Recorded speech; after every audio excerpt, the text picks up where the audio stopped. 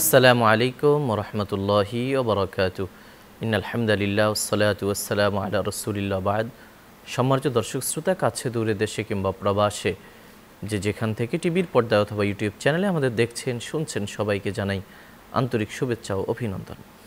প্রিয় দর্শক শ্রোতা, আশা করছি মহান আল্লাহর রহমতে সুস্থ ও নিরাপদে জীবনযাপন করছেন। দোয়া করি রব্বুল আলামিন সুস্থতার নেয়ামত আমাদের উপর দীর্ঘায়িত করুন, ইমানি জিন্দিগি নসিব করুন। বরাবরের মতোই আমরা চেষ্টা করেছি একজন বিশিষ্ট ইসলামিক স্কলারকে আমন্ত্রণ জানাবার জন্য। আজ আমাদের সঙ্গে যোগ দিয়েছেন বিশিষ্ট হাফেজে কোরআন, প্রশিক্ষক, লেখক, গবেষক এবং ঢাকা বিশ্ববিদ্যালয়ের কেন্দ্রীয় জামে মসজিদের সম্মানিত সিনিয়র পেশ ইমাম ও খতিব মুফতি নজির মাহমুদ। আসসালামু আলাইকুম ওয়া রাহমাতুল্লাহ। ওয়ালাইকুম আসসালাম ওয়া রাহমাতুল্লাহি ওয়া বারাকাতুহু। মুহতারাম, কেমন আছেন? আলহামদুলিল্লাহ, আপনি কেমন আছেন? আলহামদুলিল্লাহ। প্রিয় দর্শক শ্রোতা, আজ আমরা যে বিষয়ে কথা বলবো সেটি হলো যেসব আমলে রিজিক বাড়ে। রিজিক আল্লাহ রাব্বুল আলামিনের পক্ষ থেকে আসে এবং রিজিকের ফয়সালা হয় আসমানে। মুসলমান মাত্রই এ বিশ্বাস করে। তাই কিছু কিছু আমলের কথা কোরআন এবং হাদিসে এসেছে যা বান্দার রিজিককে সরাসরি বৃদ্ধি করে। কখনো কখনো রিজিকের মধ্যে বরকত নাজিল হয়। সেই আমলগুলো জানা আমাদের সবার জন্য জরুরি।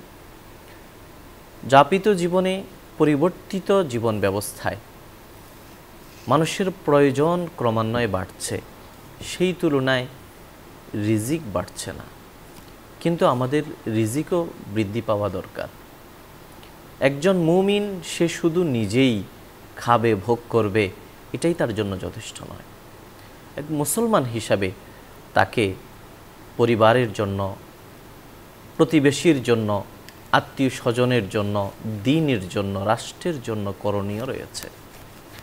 তাই পর্যাপ্ত রিজিক প্রয়োজন এবং নিজের প্রয়োজনের অতিরিক্ত যদি রিজিক থাকে সেটা অন্যকে দিয়ে মুমিনরা বিশেষ নেকি অর্জন করতে পারে। মুসলমান অথবা অমুসলিম কেউ অতিরিক্ত রিজিক থেকে মুখাপেক্ষিহীন নয়। সবারই আরও রিজিক দরকার, আরও জীবিকা দরকার, আরও সম্পদ দরকার। যদি সেই সম্পদকে ভালোভাবে, সুস্থভাবে, সঠিক পদ্ধতিতে ব্যবহার করা হয়, অধিক সম্পদ বোঝা নয় এবং এটি পাপ নয়। তাই রিজিক বৃদ্ধির আমলগুলো জানা আমাদের জন্য জরুরি। আসুন আর দেরি না করে আমাদের সম্মানিত অতিথির কাছ থেকে এ বিষয়ে সবিস্তারে জানার চেষ্টা করব ইনশাআল্লাহ। আলহামদুলিল্লাহি রাব্বিল আলামিন, ওয়াসসালাতু ওয়াসসালামু আলা আশরাফিল আমবিয়া ওয়াল মুরসালিন ওয়া আলা আলিহি ওয়া সাহবিহি আজমাইন, ওয়া বা'দ। ফাকাদ ক্বালা আল্লাহু তাআলা ফিত তানসিলিল আজিজ ওয়া ফুরকানিহিল কদীম, আউযু বিল্লাহি মিনাশ শাইতানির রাজীম, বিসমিল্লাহির রহমানির রহিম। ফাইযা কুদিয়াতিস সালাতু ফান্তাশিরু ফিল আরদি ওয়াবতাগু মিন ফাদলিল্লাহ ওয়াযকুরুল্লাহা কাসীরান লাআল্লাকুম তুফলিহুন। وقال رسول الله صلى الله عليه وسلم طلب كسب الحلال فريضة بعد الفريضة أو كما قال عليه الصلاة والتسليم। আসলে রিজিক আপনি যেমনটি বলছিলেন এটা আল্লাহর পক্ষ থেকে আসে, জমিন থেকে নয়, আসমান থেকে আসে। মানুষ মাত্রই তার সম্পদ বৃদ্ধির জন্য সে চেষ্টা করে। সবাই, মোমেন, কাফের, মুসলমান, অমুসলমান সবাই। এই জন্য মানুষ কৃষিকাজ করতেছে, চাকরি করতেছে, চিকিৎসা, ইঞ্জিনিয়ারিং, মানে বিভিন্ন সেক্টরে মানুষ কাজ করে। এমনকি আমরা দেখি দেশ থেকে দেশান্তরে, বিদেশ চলে যাচ্ছে, তাই না? মানুষ সমুদ্র পাড়ি দিচ্ছে, মানে মৃত্যুর সাথে আলিঙ্গন করতেছে, এই শুধু রিজিক বৃদ্ধির জন্য।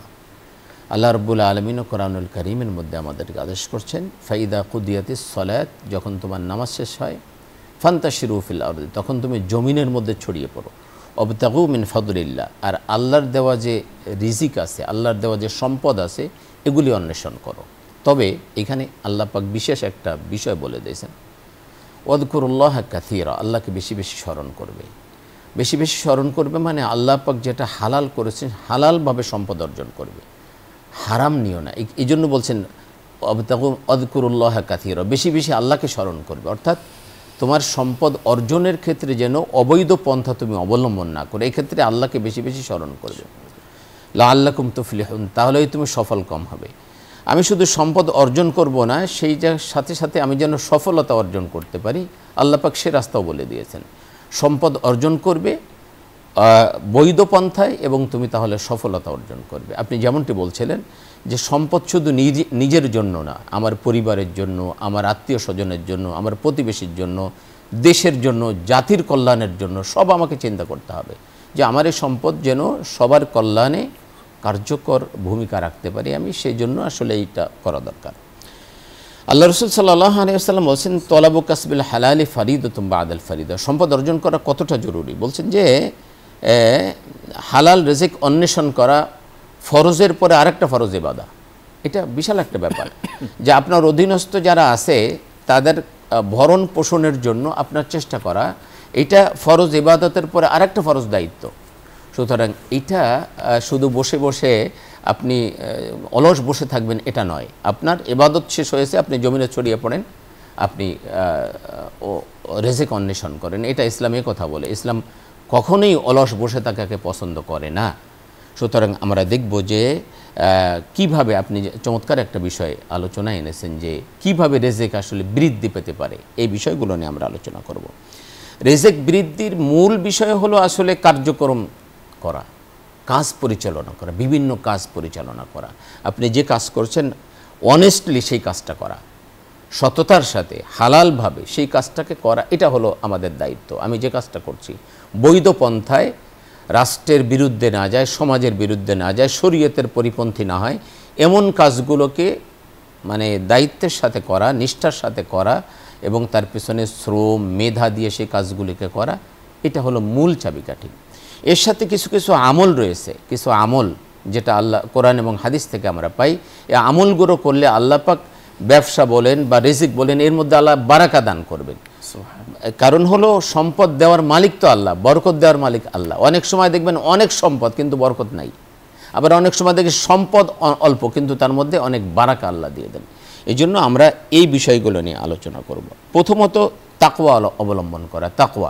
তাকওয়া মানে হলো খোদাভীতি। এরপরে আছে আল্লাহর নিকট ক্ষমা চাওয়া, তওবা করা, তাওয়াক্কুল করা, আল্লাহর উপর ভরসা করা, মানে যথাযথভাবে আল্লাহর ইবাদত করা, করজে হাসানা প্রদান করা, মানুষকে করজে দেওয়া, তারপরে আপনার আল্লাহর রাস্তায় ব্যয় করা, দান করা, তারপরে আল্লাহর জন্য হিজরত করা, বিবাহ করা, সম্পদ বৃদ্ধির জন্য দোয়া করা, হজ করা, উমরা করা, তারপরে দ্বীনি শিক্ষার্থীদের জন্য ব্যয় করা, আত্মীয় স্বজনের সাথে সম্পর্ক ভালো করা। এই যে অনেকগুলো কাজ আছে, এই সব কিছুতে কিন্তু রিজিক বৃদ্ধি পায়।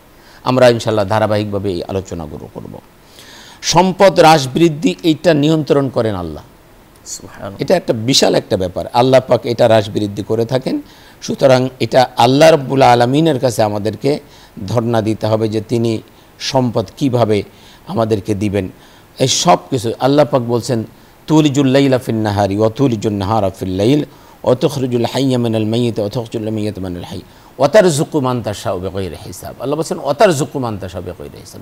আমি যাকে ইচ্ছা প্রচুর সম্পদ দান করি, যাকে ইচ্ছা তাকে দেই। এক্ষেত্রে আল্লাহ পাক বলছেন যাকে ইচ্ছা দেই। সেজন্য যে মানে শুধু মোমেন হতে হবে তা না, আল্লাহ পাক যাকে ইচ্ছা তাকে দিতে পারেন। এখন সম্পদ বৃদ্ধি পাওয়ার জন্য যে আমলগুলো করা দরকার মুসলমান হিসেবে আমরা সেই বিষয়গুলো নিয়ে আলোচনা করি। এক নম্বর হলো তাকওয়া অবলম্বন করা। তাকওয়ার বিষয়টি অত্যন্ত গুরুত্বপূর্ণ। ইসলামে এই বিষয়টার উপরে অত্যন্ত মানে গুরুত্ব আরোপ করা হয়েছে। তাকওয়া ইসলামী শরীয়তের একটি পরিচিত শব্দ। এর আবিধানিক অর্থ হলো বেঁচে থাকা বা ভয় করা, বেঁচে থাকা অথবা ভয় করা। ইসলামী শরীয়তের পরিভাষায় তাকওয়া হলো আল্লাহ তাআলার ভয়ে নিষিদ্ধ বস্তুসমূহ হতে দূরে থেকে ইসলামী জীবন বিধানকে মেনে চলা, এটার নাম হলো আসলে তাকওয়া। এরকম বলা হয় তাকওয়া হুয়াল খাউফু মিনাল্লাহি ওয়া আযাবিহি মা ইমতিসালু আওয়ামিরিহি ওয়া ইজতিনাবু নাওয়াহিহি। আবি তাকওয়া আন তাজআলা বাইনাকা ওয়া বাইনা আযাবিল্লাহি বিকায়াতুন বিফিআলিল আওয়ামির ওয়া তারাকান নাওয়াহি। আল্লাহ এবং আল্লাহর আযাবের ভয়কে সামনে রেখে আল্লাহর যত আদেশ আছে সেগুলি পালন করা, আল্লাহর যত নিষেধ আছে তার থেকে বিরত থাকা, এটার নাম হলো আসলে তাকওয়া। হযরত ওমর দ্য সেকেন্ড ওমর বিন আব্দুল আজিজ, যাকে পঞ্চম খলিফা বলা হয়, উনি চমৎকার একটা কথা বলেছেন। মিসাল লাইসা তাকওয়াল্লাহি বিসিয়ামিন নাহারি ওয়ালা বিকিয়ামিল লাইল ওয়ালাকিন তাকওয়াল্লাহি তারকু মা হারামাল্লাহু ওয়া আদাউ মা ফতারাদাল্লাহ। যে তাকওয়া এটা নয় যে আপনি দিনের বেলা রোজা রাখবেন, রাত জেগে নামাজ পড়বেন, শুধু এটা তাকওয়া নয়। তাকওয়া হলো আল্লাহ যত নিষেধ করেছেন নিষেধ থেকে বিরত থাকা, আল্লাহর যত আদেশ আছে এগুলো পালন করে, এটার নাম হলো তাকওয়া। দেখুন ওমর ইবনুল খাত্তাব রাদিয়াল্লাহু আনহুর মতো মানুষ, মানে তিনি যাকে দুনিয়া থেকে জান্নাতের সুসংবাদ দেওয়া হয়েছে, যার ব্যাপারে আল্লাহর হাবিব বলেছেন যে আমার পরে যদি কেউ নবী হতো তাহলে ওমর হতো, এমন একজন মানুষ তিনি উবাই ইবনে কাব রাদিয়াল্লাহু আনহুকে জিজ্ঞাসা করছেন যে আচ্ছা হযরত, এই যে আল্লাহ পাক বারবার যে তাকওয়ার কথা বলেছেন, তাকওয়াটা কি? কোরআনুল কারিমে আল্লাহ 430 বার তাকওয়ার কথা বলেছেন, নামাজের কথা বলেছেন 82 বার, আমরা যতদূর, কিন্তু তাকওয়ার কথা বলা হয়েছে 440 বার। এটা এমন গুরুত্বপূর্ণ একটি বিষয়। তো বলেছেন তাকওয়ার কথাই যে আল্লাহ বারবার বলেছেন, এই তাকওয়াটা কি? তো উবাই ইবনে কাব বলেন যে আপনি কি কখনো কাঁটাযুক্ত কোনো বাগানের ভিতর দিয়ে হেঁটেছেন? সরু একটা পথ আছে যেখানে, বলে হ্যাঁ হেঁটেছি। বলে কীভাবে হেঁটেছেন? বলে আমার জামা কাপড় আটসাট করে বেঁধে নিয়ে অত্যন্ত সতর্কতার সাথে পা ফেলেছি যাতে কাঁটা আমার গায়ে বিঁধে না যায়। বলে এটার নাম হলো তাকওয়া। দুনিয়ার মধ্যে সিরাতুল মুস্তাকিমের উপর দিয়ে আপনি হাঁটবেন, সোজা রাস্তায় আপনি হেঁটে যাবেন, পাপ দুনিয়ার বিভিন্ন পাপ পঙ্কিলতা আপনার গায়ে পাপের কাঁটা বিঁধতে চাইবে, বিঁধে যাবে, এর থেকে আত্মরক্ষা করে চলার নাম হলো তাকওয়া। এটাকে বলা হয় তাকওয়া। যে ব্যক্তি তাকওয়া অবলম্বন করে চলবে, আল্লাহ রাব্বুল আলামিন তার রিজিক বৃদ্ধি করে দিবেন। আল্লাহ পাক নিজে কোরআনুল কারীমের মধ্যে ঘোষণা করছেন ওমান ইয়াত্তাকিল্লাহা ইয়াজআল লাহু মাখরাজা। আল্লাহ বলছেন ওমান ইয়াত্তাকিল্লাহা ইয়াজআল লাহু মাখরাজা ওয়া ইয়ারযুকহু মিন হাইসু লা ইয়াহতাসিব। আল্লাহ বলছেন যে যে ব্যক্তি তাকওয়া অবলম্বন করবে, আল্লাহ রাব্বুল আলামিন সমস্ত রকম সংকীর্ণতাকে, দুশ্চিন্তা থেকে আল্লাহ পাক তাকে মুক্ত করে দিবেন। তার জীবনে কোনো সংকীর্ণতা থাকবে না, দুশ্চিন্তা থাকবে না। এই দুশ্চিন্তার রাস্তা, সংকীর্ণতার রাস্তা, এটা আল্লাহ দূর করে দিবেন। আর এমন জায়গা থেকে আল্লাহ রিজিকের ফয়সালা করে দিবেন ওই ব্যক্তি নিজেও জানে না। ওয়ারযুকহু মিন হাইসু লা ইয়াহতাসিব, যে সে নিজেও চিন্তা করতে পারে না, এমন জায়গা থেকে রিজিকের ব্যবস্থা করে দেবেন।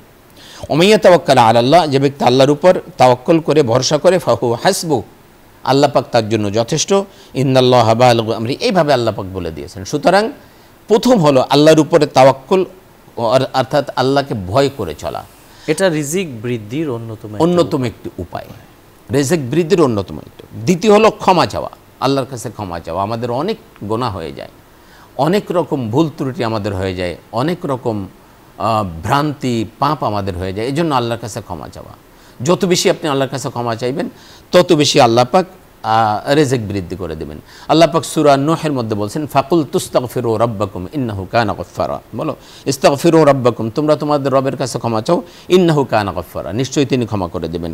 ইরসিলিস সামা আলাইকুম মিদরারা, তিনি আকাশ থেকে বাড়ি বর্ষণ করবেন, রহমতের পানি বর্ষণ করবেন, যেই পানি, যে বৃষ্টি দ্বারা তোমাদের ফুল ফসল উৎপন্ন হবে। ওয়াইমদিদকুম বিআমওয়ালি ওয়া বানিন, তিনি তোমাদেরকে কি করবেন? মানে তোমাদের সম্পদ বৃদ্ধি করে দিবেন, তোমাদের সন্তান বৃদ্ধি করে দিবেন। ক্ষমা চাওয়া, আল্লাহর কাছে যত বেশি ক্ষমা চাইবেন কি কি দেবেন আল্লাহ বলছেন।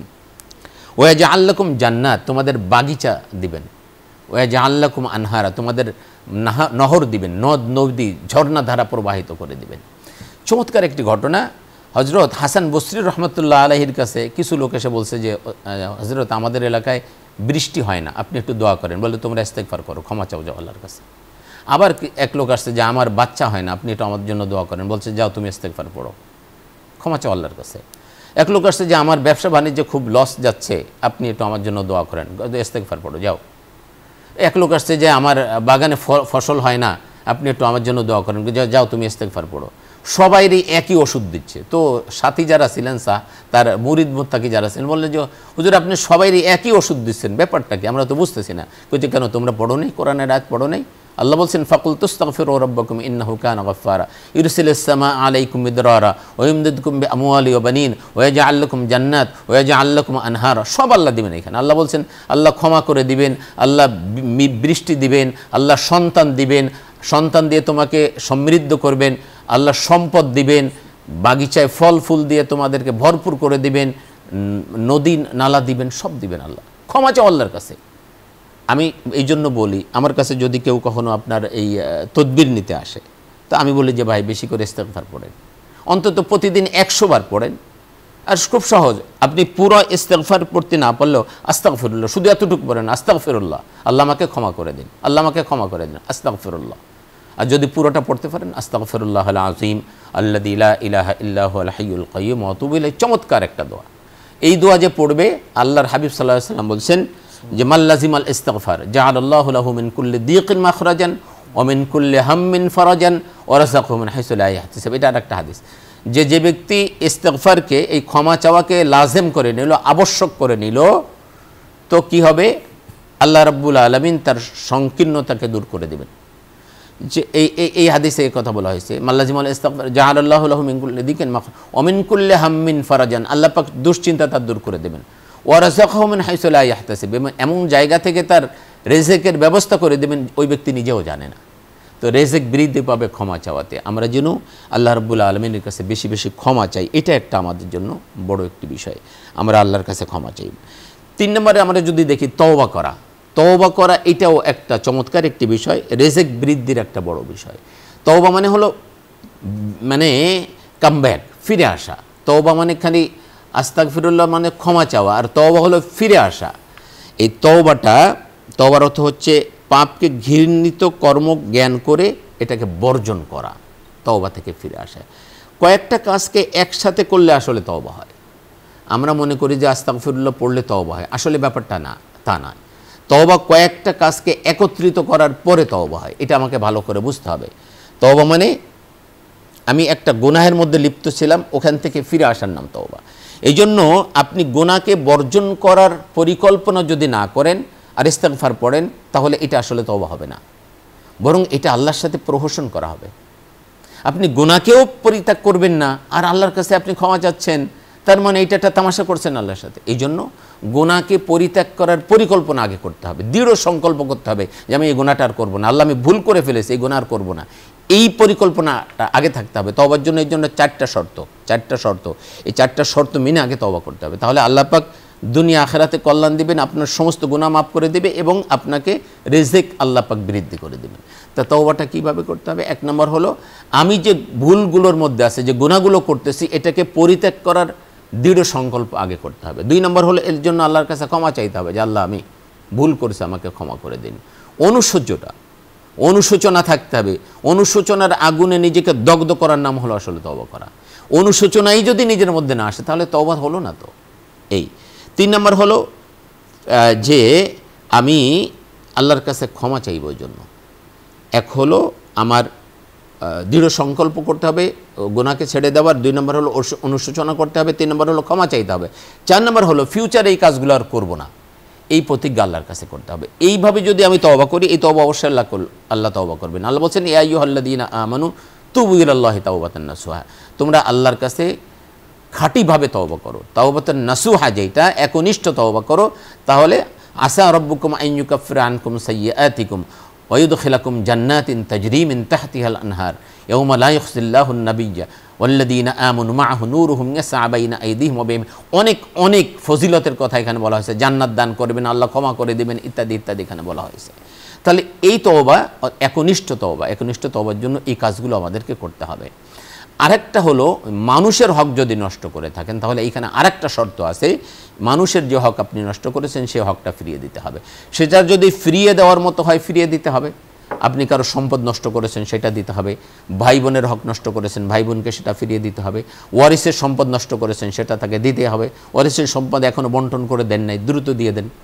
আপনার বাবা মারা গেছে আরও 1 যুগ আগে, এখনও আপনি সম্পদ বন্টন করে দেন নাই, আপনি বোনের সম্পদ এখনও দেন নাই, নিজে ভোগ করতেছেন, কেন? আপনি দ্রুত বন্টন করে দেন, এটা তো আপনার দায়িত্ব। এই কাজগুলো করতে হবে। আপনি এই যে হক নষ্ট করা, এটা হাদিস শরীফে আসে, বুখারী শরীফের হাদিস, যে ব্যক্তি ওয়ারিসের হক নষ্ট করে তার কোনো ইবাদত আল্লাহর কাছে কবুল হবে না। এটা সাংঘাতিক একটা কথা। যাই হোক, তাহলে তওবা আমাদের কীভাবে, যদি এমন বিষয় হয় যেটা ফিরিয়ে দেওয়া সম্ভব নয়, তাহলে তার কাছে মাপ চাওয়া। একজনকে একটা গালি দিয়েছিলেন, তার গীবত করেছিলেন, তাকে থাপ্পড় মেরেছিলেন, তাকে উপর জুলুম করেছিলেন, তাহলে তার কাছে মাপ চেয়ে নেওয়া। ভাই, হয়তো তুমি আমাকে একটা থাপ্পড় দাও, আমি তোমাকে একটা থাপ্পড় দিয়েছিলাম, আজকে তুমি আমাকে একটা থাপ্পড় দাও। তোমার কাছে আমি গীবত করেছিলাম, আজকে তুমি আমাকে ক্ষমা করে দাও। তার কাছ থেকে ক্ষমা চেয়ে নেওয়া, এটা খুব জরুরি। এইভাবে যদি আমরা তওবা করতে পারি, তাহলে সেই তওবাটা কার্যকরী হবে এবং আল্লাহ পাক পিছনের সব গুনাহ মাফ করে দিবেন, আল্লাহ পাক রিজিকের মধ্যে বারাকা দিবেন। এই জন্য আমাদেরকে এই কাজগুলি করতে হবে, তওবা করতে হবে। এটা আল্লাহ রাব্বুল আলামিন বারবার আমাদেরকে এই বিষয়ের উপরে আমাদেরকে গুরুত্ব আরোপ করেছেন। আমরা যদি তওবা করতে পারি আল্লাহ পাক আমাদেরকে রিজিকের মধ্যে বারাকা দিবেন। আল্লাহ পাক নিজে ওয়াদা করেছেন, ইস্তাগফিরু রাব্বাকুম সুম্মা তুবু ইলাইহি ইউমাত্তিউকুম মাতান হাসানান ইলা আজালিন মুসাম্মা ওয়ায়ুতি কুল্লাযী ফাদলিন ফাদলা। আল্লাহ পাক কোরআনুল কারীমে বেশ কিছু আয়াতে এইভাবে বর্ণনা করেছেন। তওবা যদি কেউ করে আল্লাহ পাক দুনিয়া আখিরাতে তাকে কল্যাণ দান করবেন এবং দুনিয়াতে তার রিজিককেও আল্লাহ পাক বৃদ্ধি করে দিবেন। এই জন্য তওবা করা আমাদেরকে আসলে বারবার তওবা করা দরকার। আল্লাহ পাক আল্লাহর হাবিব সাল্লাল্লাহু আলাইহি ওয়াসাল্লাম বলছেন, ইয়া আইয়ুহান নাস তুবু ইলাল্লাহি ফাইন্নী আতুবু ফিল ইয়াউমি মিআতা বাররা। হে মানুষ সম্প্রদায়, তোমরা আল্লাহর কাছে বেশি বেশি তওবা করো, কারণ আমি নিজে প্রতিদিন 100 বার তওবা করি। কোনো হাদিসে আসছে 70 বার, কোনো হাদিসে আসছে 100 বার। আল্লাহর হাবিবের আগের পিছের কোনো গুনাহ ছিল না, আল্লাহ পাক সমস্ত গুনাহ, তিনি গুনাহ থেকে মুক্ত ছিলেন।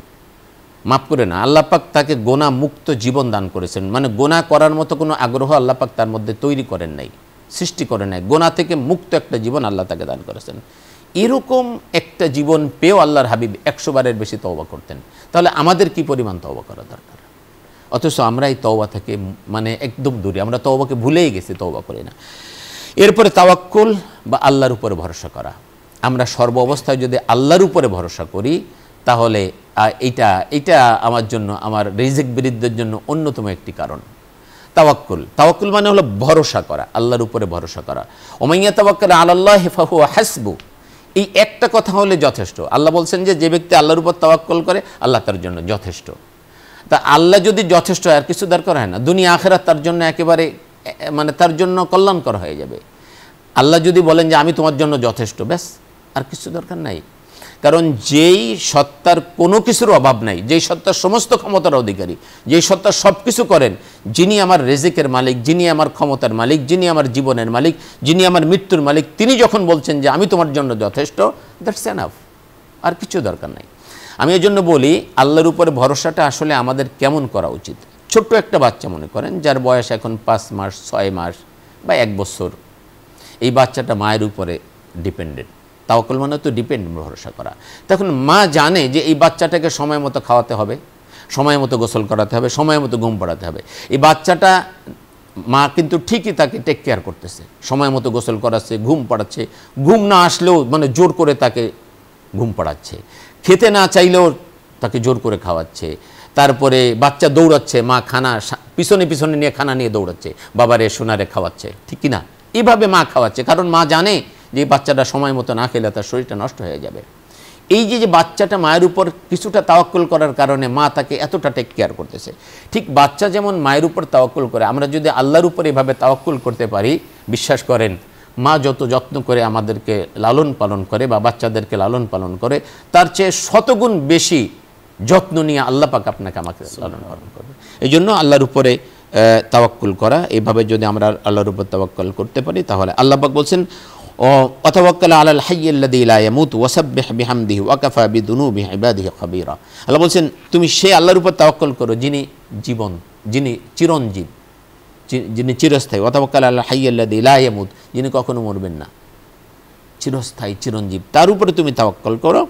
ওয়াসাব্বিহ বিহামদিহি, এবং তার তাসবিহ পাঠ করো। এইভাবে আল্লাহ পাক তার উপর তাওয়াক্কুল করতে বলছেন। আমরা যদি সেই আল্লাহর উপরে তাওয়াক্কুল করতে পারি তো আল্লাহ রাব্বুল আলামিন আমাদের রিজিকের ব্যবস্থা করবেন, রিজিককে বৃদ্ধি করে দিবেন। সাথে সাথে আমার কাজও করতে হবে। আল্লাহর উপর তাওয়াক্কুল করা মানে আপনি তাওয়াক্কুল করে ঘরের মধ্যে বসে থাকবেন, ব্যাপারটা তা নয়। আল্লাহর হাবিব সাল্লাল্লাহু আলাইহি ওয়াসাল্লামের কাছে এক ব্যক্তি আসছে, আল্লাহর হাবিব বলছেন তোমার উট কি করছো? মানে উটে চড়ে তো তারা আসতো, উটে বা ঘোড়ায় চড়ে, তো উটটাকে না বেঁধে সে আল্লাহর হাবিবের দরবারে গেছে। আল্লাহর হাবিব বললেন তোমার উট কি করছো? মানে আল্লাহর উপর তাওয়াক্কুল করে রেখে এসেছে, ছেড়ে এসেছে। বললে না, আগে এটাকে বাঁধো, বেঁধে আল্লাহর উপর তাওয়াক্কুল করে আসো। এটা এই তাওয়াক্কুলের পাশাপাশি উপকরণটাও গ্রহণ করতে হবে। এই দুনিয়াটা হলো উপকরণ যোগ্য একটা পৃথিবী। জি, এখানে তাকদীরের সঙ্গে তাদবীর একটা সম্পর্ক আছে। একটা উপকরণ গ্রহণ করে তারপর আল্লাহর উপর ভরসা করা। এটা মুহতারাম আপনি আমাদের বলছিলেন যেসব আমলে রিজিক বাড়ে সেসব বিষয়ে আমরা মুগ্ধ হয়ে শুনছিলাম, কিন্তু সময়ের সীমাবদ্ধতার কারণে আলোচনাকে আর দীর্ঘায়িত করতে পারছি না। প্রিয় দর্শক শ্রোতা, এ পর্যায়ে আমরা সংক্ষিপ্ত মোনাজাতে অংশগ্রহণ করব। আপনারা চাইলে আমাদের সঙ্গে মুনাজাতে শামিল হতে পারেন। আলহামদুলিল্লাহি রাব্বিল আলামিন, والصلاة والسلام على أشرف الأنبياء والمرسلين وعلى آله وصحبه أجمعين. اللهم لك الحمد كما ينبغي لجلال وجهك وعظيم سلطانك. سبحان الله وبحمده سبحان الله العظيم. اللهم إنا نسألك بأن لك الحمد لا إله إلا أنت المنان بديع السماوات والأرض يا ذا الجلال والإكرام يا حي يا قيوم آمين يا رب العالمين. আমাদের জীবনের গুনাহ খাতা মাফ করে দিন। জানা অজানা ইচ্ছা অনিচ্ছায় প্রকাশ্যে গোপনে দিনে রাতে আলোতে অন্ধকারে করা কঠিন থেকে কঠিন গুনাহগুলো আপনি মাফ করে দিন। আল্লাহ, আপনি আমাদেরকে গুনাহমুক্ত জিন্দেগি দান করুন। গুনাহের কারণে আপনি আমাদেরকে পাকড়াও করবেন না। আল্লাহ, আমাদেরকে সুস্থতার নিয়ামত দান করুন। সুস্থতার সঙ্গে আমৃত্যু আপনাকে ডাকার সাজদা দেওয়ার তৌফিক দান করুন। সারা জীবন যেন রুকু সিজদার মাধ্যমে আপনাকে আপনার ইবাদত করতে পারি, সালাত আদায় করতে পারি, সেই তৌফিক দান করুন। আয় আল্লাহ, আপনি আমাদের মনের নেক আশাগুলো পূরণ করে দিন। আমাদের মুহিব্বিন মুহসিনিনদেরকে ক্ষমা করে দিন। এ আল্লাহ, আমাদের রিজিকে প্রশস্ততা দান করুন। আমাদের অপূর্ণতাকে আপনি পূর্ণতা দিয়ে ভরপুর করে দিন। আমাদের গুনাহগুলোকে আল্লাহ সওয়াব দিয়ে বদলে দিন। ইয়া রাব্বাল আলামিন, আমাদের জিন্দেগিকে গোটা জীবনকে আপনার জন্য কবুল করে নিন। তাকওয়ার পাওয়ার আমাদের অন্তরে তৈরি করে দিন। তাওয়াক্কুল করার যথাযথভাবে তাওয়াক্কুল করার তৌফিক দান করুন। ইয়া রাব্বাল আলামিন, মানুষের হুকুকগুলো আদায় করার তৌফিক দান করুন। মানুষের ঋণগুলো পরিশোধের ব্যবস্থা করে দিন। আমাদের দোষ ত্রুটি ঢেকে দিন। আমাদের মর্যাদা উন্নীত করে দিন। ইয়া আল্লাহ, আপনি আমাদের সবার সমস্ত মুশকিলাতকে হল করে দিন। কঠিন কাজগুলোকে সহজ করে দিন। সংকীর্ণ জায়গা থেকে প্রশস্ত মহাসড়কে তুলে দিন। ইয়া রাব্বাল আলামিন, আপনি আমাদের সম্মান বৃদ্ধি করে দিন। আমাদের হায়াত বৃদ্ধি করে দিন। আল্লাহ, আপনার নিয়ামত বৃদ্ধি করে দিন। যে নিয়ামত দিয়েছেন তা ছিনিয়ে নেবেন না আল্লাহ। আল্লাহ, যে নিয়ামত দিয়েছেন তা ছিনিয়ে নেবেন না আল্লাহ। শত্রুর শত্রুতা থেকে হেফাজত করুন। জালিমের জুলুম থেকে হেফাজত করুন। অনিষ্টকারীর অনিষ্ট থেকে হেফাজত করুন। বদনজরকারীর বদনজর থেকে হেফাজত করুন। আমাদের স্ত্রী সন্তানকে নিয়ে আল্লাহ সুখময় জীবন যাপন করার তৌফিক দান করুন। পারিবারিক জীবনকে সুখময় করে দিন। আল্লাহ, আমাদের যাদের মা বাবা জীবিত রয়েছেন তাদেরকে নেক হায়াত দান করুন। যারা ইন্তেকাল করেছেন তাদেরকে মাফ করুন। ইয়া আল্লাহ, আপনি আমাদের জীবনের জিন্দেগির সমস্ত দোয়া আপনি কবুল করে নিন। এই অনুষ্ঠানের মাধ্যমে দ্বীনের যে খিদমাত হচ্ছে এর পিছনে যারা আছেন আল্লাহ, তাদের নাম, আল্লাহ তাদের সম্মান, আল্লাহ তাদের মনের আকুতি সবকিছুই আপনি জানেন। আল্লাহ, সবাইকে আপনি কবুল করুন। সবাইকে যথাযথ প্রাপ্য বুঝিয়ে দিন। আল্লাহ, ব্যবসায়ী ভাইদের ব্যবসা বাণিজ্যে বারাকা নসিব করুন। এই দেশকে সমস্ত সংকট থেকে উত্তরণের পথ আপনি দেখিয়ে দিন। এই দেশের জন্য কল্যাণের ফয়সালা করে দিন। তাওহীদের পতাকা তলে কালিমার শামিয়ানায় আমাদেরকে জড়ো হওয়ার তৌফিক দান করুন। বারবার বাইতুল্লাহ জিয়ারতের সৌভাগ্য নসিব করুন।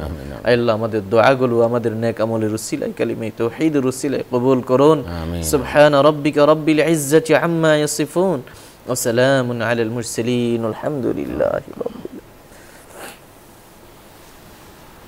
প্রিয় দর্শক শ্রোতা, এতক্ষণ ধরে অত্যন্ত ধৈর্য সহ আপনারা শুনছিলেন আপনাদের প্রিয় অনুষ্ঠান আলোকিত প্রতিদিন। পুরো সময় আমাদের সঙ্গে থাকার জন্য ধন্যবাদ। আমা আলাইনা ইল্লাল বালাগ। আসসালামু আলাইকুম ওয়া রাহমাতুল্লাহি ওয়া বারাকাতুহু।